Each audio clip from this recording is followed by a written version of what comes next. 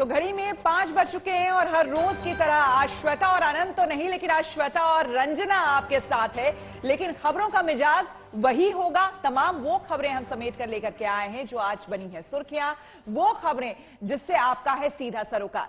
नमस्कार, मैं हूं आपके साथ रंजना सिंह राठौर। जहां सुबह से लेकर शाम 5 बजे तक हर वो बड़ी खबर जिस पर आपकी नजर रहती है वो आपको बताएंगे आगे। बिल्कुल, तो चलिए शुरुआत करते हैं खबरों की। और सबसे पहले खबर उज्जैन से। उज्जैन में महाकाल लोक या महाकाल कॉरिडोर के उद्घाटन वाले कार्यक्रम को मध्य प्रदेश सरकार भव्य तरीके से मनाने जा रही है। आपको बता दें कि 350 करोड़ की लागत से तैयार हुए इस मंदिर कॉरिडोर का उद्घाटन करने प्रधानमंत्री नरेंद्र मोदी 11 अक्टूबर यानी कि कल उज्जैन पहुंचेंगे। प्रधानमंत्री मोदी के दौरे को लेकर शहर में दूसरी तैयारियां भी पूरे जोरों पर है। खुद सीएम शिवराज सिंह चौहान उद्घाटन समारोह की तैयारियों की देखरेख कर रहे हैं। शहर में खंभों को रंग बिरंगे झंडों से सजाया जा रहा है। इसके साथ ही हरिफाटक फ्लाईओवर को रोशनी से सजाया गया है। महाकाल लोक के दिव्य और अलौकिक रूप को देखकर आपकी नजरें यहां से नहीं हटेंगी। कहा जा रहा है कि इस कॉरिडोर के निर्माण के बाद धार्मिक पर्यटन को भी इससे बढ़ावा मिलेगा। साथ ही कॉरिडोर के बनने से उज्जैन शहर में महाकाल के भक्तों की तादाद दोगुनी हो जाएगी। अभी हर साल 3 करोड़ के आसपास लोग यहां पर महाकाल के दर्शन के लिए पहुंचते हैं, लेकिन जैसे ही ये उद्घाटन होगा उसके बाद संभावना श्वेता यही है कि श्रद्धालुओं की तादाद तो कम से कम यहां पर बढ़ने वाली है। और वाकई में ये खुशी की खबर है, क्योंकि जो तैयारियां हैं अपने आप में भव्य, अलौकिक और दिव्य। बिल्कुल, और जिस तरह से बताया गया है, देखिए शिव पुराण में जिस तरह से वर्णन है तमाम चीजों का, उसी के आधार पर ये कॉरिडोर बनाया गया है। महाकाल कॉरिडोर ये बनाया गया है उज्जैन में। इसमें मुझे लगता है कि रंजना, न सिर्फ वो लोग जो कि आध्यात्म से जुड़े हैं, बल्कि जो आने वाली पीढ़ी है, जो युवा पीढ़ी है, उनके लिए भी संदेश इसमें छिपा हुआ है। वो लोग भी सनातन धर्म को जान पाएंगे, वो भी जान पाएंगे कि आखिर शिव पुराण में जो बातें वर्णित हैं, क्योंकि कई बार लोग किताबें नहीं पढ़ते हैं या उस तरह से पुराण वगैरह, खास करके युवा पीढ़ी वो निकाल के पढ़ना नहीं चाहती है। लेकिन जब आप खुद जाके देखते हैं ना इन चीजों को, तो वो आपके स्मृति में, आपके ध्यान में वो एक तरह से छप जाती हैं चीजें। और जितनी खूबसूरत ये लग रही है देखकर, 350, आपको बता दें कि 11 अक्टूबर को ये तो कल ही उद्घाटन इसका हो रहा है। और सीएम योगी, आपको बता दें कि यहां पर शिवराज सिंह चौहान पहुंच रहे हैं और 350 करोड़ की लागत से इसे पूरा बनाया गया है। अपने आप में दिव्य है, भव्य है, अलौकिक है। बिल्कुल, तो जैसा आपने तस्वीरों में देखा है, हूबहू कुछ वैसा ही नजारा कल और भी ज्यादा खूबसूरत देखने को मिलेगा। महाकाल लोक में लोकार्पण की तैयारियां फिलहाल अंतिम दौर में हैं। उज्जैन से लेकर इंदौर तक विशेष साज सज्जा की जा रही है। सीएम शिवराज सिंह चौहान खुद पूरे कार्यों पर नजर बनाए हुए हैं। उन्होंने मंदिर की तैयारियों का जायजा भी लिया, वो वहां पर पहुंचे। श्वेता, बिल्कुल, आपको बता दें कि निरीक्षण के दौरान शिवराज सिंह चौहान ने कहा कि चारों तरफ आनंद है, उत्सव है, उल्लास है, प्रसन्नता है और पूरा प्रदेश श्री महाकाल लोक के लोकार्पण के इस पुण्य अवसर पर सज रहा है। और अद्भुत आनंद का विषय यह भी है कि खुद प्रधानमंत्री अपने हाथों से श्री महाकाल लोक का लोकार्पण करेंगे, ये शिवराज सिंह चौहान ने कहा। पूरी उज्जैनी, अवंतिका, पूरा मध्य प्रदेश आनंद से भरा हुआ है कि महाकाल महाराज की इच्छा से ही ये काम संपन्न हुआ है और उनकी कृपा बरसेगी। और अद्भुत आनंद का विषय ये है कि स्वयं प्रधानमंत्री जी अपने हाथों से श्री महाकाल लोक का लोकार्पण महाकाल महाराज को ही करने पधार रहे हैं।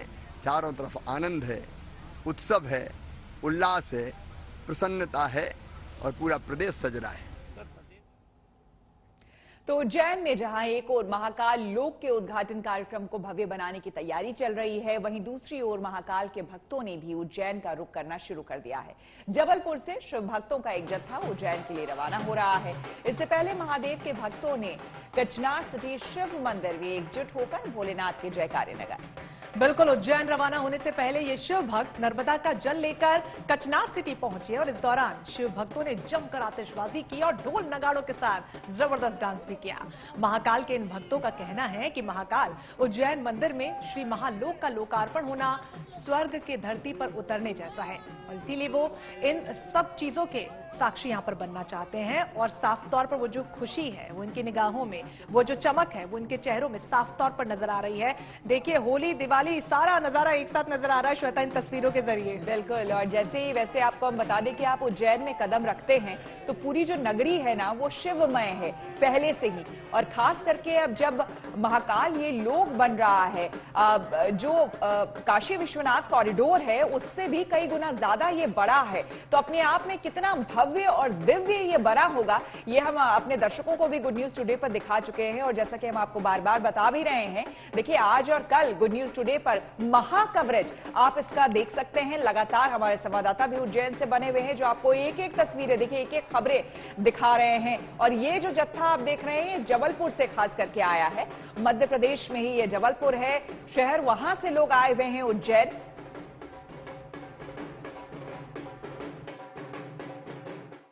जो उज्जैन में महाकाल लोकार्पण हो रहा है उसमें संस्कार दानी ही नहीं, मैं ये समझता हूँ पूरे भारत के सनातन धर्म प्रेमियों के लिए एक अलग जगाने वाली दिल में बात है। और सब जज्बा जलाए हैं, चाहे वो अयोध्या हो, चाहे काशी हो, और अब उज्जैन है। उज्जैन में जो महाकाल का लोकार्पण हो रहा है, पूरे भारत वर्ष के सनातन धर्मी उधर साक्षी बनने चाहते हैं। वहाँ पर जाके हम लोग सर्वप्रथम महाकाल के दर्शन करेंगे। महाकाल के दर्शन के पश्चात जो महाकाल लोकार्पण की तैयारियां की गई हैं और जो स्वर्ग जैसा भव्य मंदिर सजाया गया है, उसको हम लोग सारा जत्था वहां पर उनको देखेगा। और उसके बाद में हम लोग नर्मदा कलश जो लेके जा रहे हैं, उस नर्मदा कलश का जल मां क्षिप्रा नदी में और सरोवर कुंड में विसर्जित करेंगे। चलिए आगे बढ़ते हैं। समाजवादी पार्टी नेता और यूपी के पूर्व मुख्यमंत्री मुलायम सिंह यादव नहीं रहे। आज सुबह उन्होंने 8:16 पर आखिरी सांस ली। उनका पार्थिव शरीर सैफई ले जाया जा रहा है और कल दोपहर 3 बजे सैफई में ही उनका अंतिम संस्कार होगा। बिल्कुल, आपको बता दें कि मुख्यमंत्री योगी आदित्यनाथ भी अंतिम दर्शन के लिए कल सैफई जाएंगे। प्रधानमंत्री मोदी ने मुलायम सिंह यादव के निधन पर दुख जताया है। उन्होंने नेताजी को जमीन से जुड़े नेता बताया, जो सारी उम्र जेपी और लोहिया के आदर्शों पर चले। इनकी तबीयत खराब चल रही थी। आपको हम बता दें कि मेदांता में इन्हें भर्ती कराया गया था, लेकिन आज उन्होंने सुबह आखिरी सांस ली। लगातार पूर्व मुख्यमंत्री अखिलेश यादव बने हुए थे, परिवार के तमाम लोग वहां पर बने हुए थे, लेकिन आज सुबह 8:16 पर उन्होंने अंतिम सांस ली। अब कल सैफई में जो उनका पैतृक गांव है, घर है, वहां पर जो आखिरी के क्षण है वहां बिताएंगे पूरे परिवार। अंतिम संस्कार वहीं पर होगा। प्रधानमंत्री नरेंद्र मोदी ने भी दुख जताया है, नेताजी को याद किया है और कहा कि जमीन से जुड़े वो नेता थे। मुलायम सिंह जी की विशेषता रही कि 2013 में मुझे उन्होंने जो आशीर्वाद दिया था, उसमें कभी भी उतार चढ़ाव नहीं आने दिया।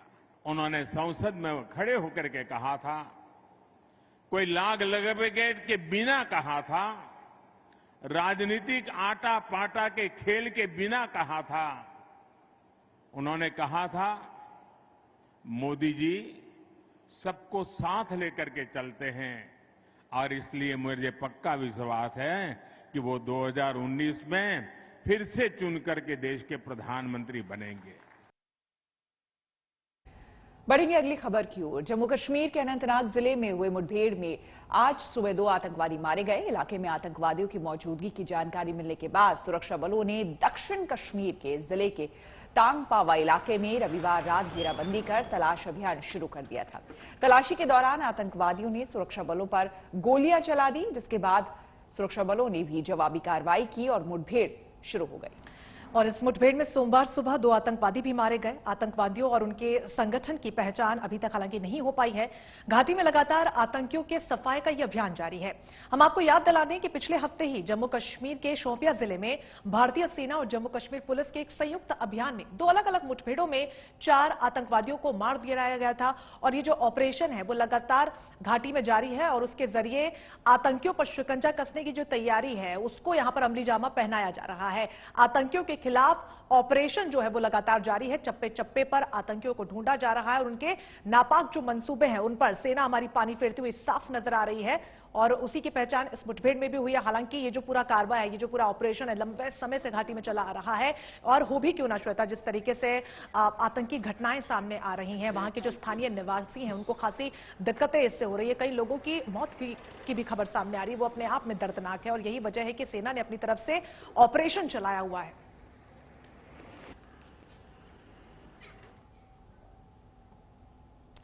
तो देश के कई राज्यों समेत राजधानी दिल्ली में लगातार बारिश हो रही है और यहां पर मॉनसून बहुत देर से आने के बाद बारिश ने कई सालों का जो रिकॉर्ड है वो तोड़ डाला है। पिछले 24 घंटे तक लगातार बारिश के बाद कल भी दिल्ली में आपको बता दें कि बूंदाबांदी होती रही। वहीं एनसीआर की बात करें तो शनिवार से लगातार यहां भी बारिश हो रही है।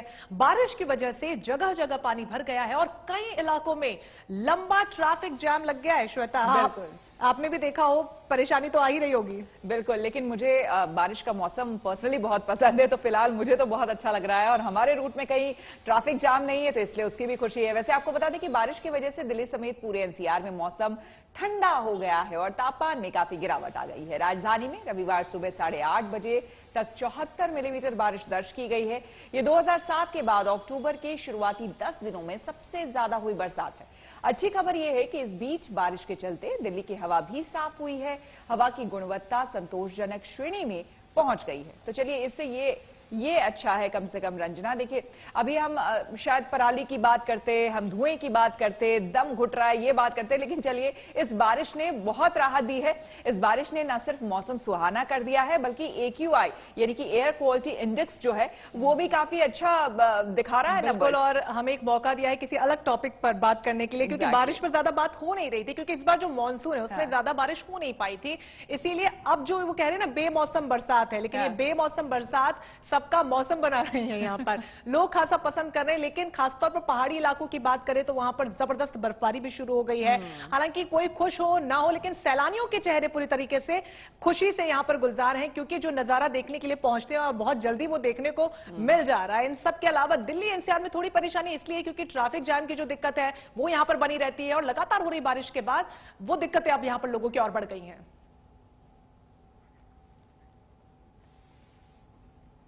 चलिए, दिल्ली एनसीआर की खबर तो आपने देख ली। अब बात कर लेते हैं पहाड़ों की, क्योंकि पहाड़ों पर बर्फबारी हो रही है। उत्तराखंड के चमोली में बारिश ने जनजीवन अस्त व्यस्त कर दिया है, तो ऊंचाई वाले इलाकों में जमकर बर्फबारी हो रही है। बर्फबारी की एक तस्वीर पवित्र तीर्थ स्थल हेमकुंड साहिब से भी आई है।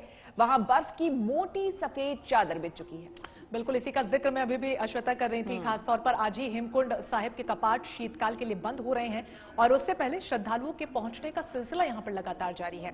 हालांकि बर्फबारी के बीच यहां पर श्रद्धालु लगातार दर्शन के लिए पहुंच रहे हैं। यही जोश और यही जज्बा हर बार देखने को मिलता है।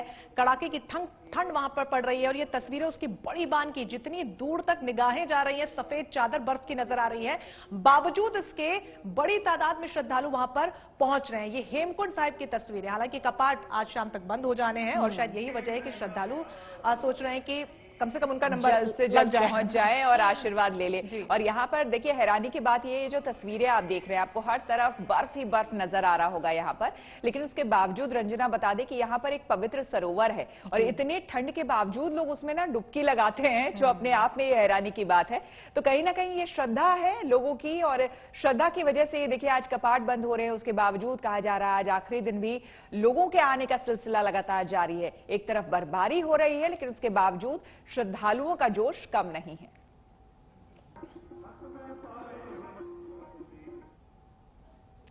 तो नौजवानों के भविष्य को उज्जवल बनाने के लिए जम्मू कश्मीर के रामबन में एक जॉब फेयर का आयोजन किया गया और इस जॉब फेयर में 11 प्राइवेट कंपनियों ने युवाओं को रोजगार के अवसर दिए। जिला प्रशासन ने इस जॉब फेयर का आयोजन किया है। मिशन यूथ प्रोग्राम के तहत 596 नौजवानों को शॉर्टलिस्ट किया गया था। इनमें से कई नौजवानों को कंपनियों ने नौकरी भी दे दी है। बिल्कुल, आपको बता दें कि जिला प्रशासन के मुताबिक अब हर 4 महीने पर ऐसे जॉब फेयर का आयोजन किया जाएगा। ऐसे जॉब फेयर से नौकरी की तलाश करने वाले नौजवानों और कंपनियों को एक मंच पर आने का मौका मिलता है। इससे नौजवानों को नौकरी मिल जाती है और कंपनियों को हुनरमंद कर्मचारी आसानी से मिल जाते हैं।